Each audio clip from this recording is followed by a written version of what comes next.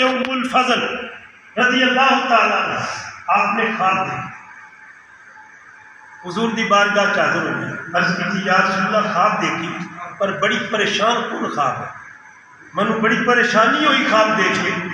سرکار فرمایا وہ کی خواب ہے؟ عرض کی تھی یا رسول اللہ خواب دیکھی تے خواب دے اندر منو بددعا دے چہرے دی زیارت ہو گئی۔ ام الفضل منو دیکھنا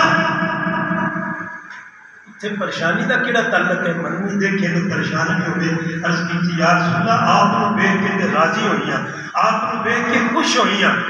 پریشانی اس گل دی ہے کہ آپ کے جسم کا ٹکڑا کٹ کے، آپ کے جسم کا حصہ کٹ کے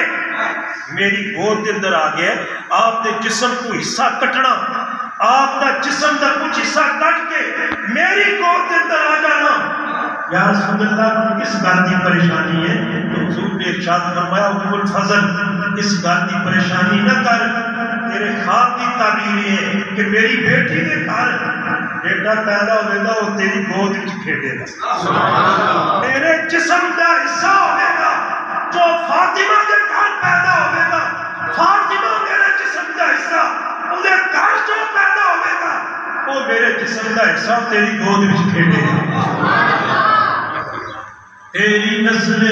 پاک میں ہے بچہ بچہ نور کا، تیری نسل پاک میں ہے بچہ بچہ نور کا، تو ہے نور تیرا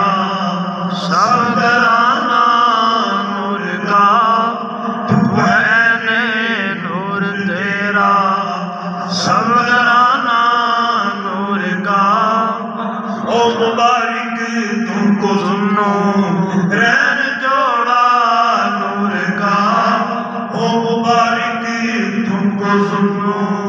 رین جوڑا نور کا، نور کی سرکار سے پایا تو شالا نور کا، نور کی سرکار سے پایا تو شالا نور کا۔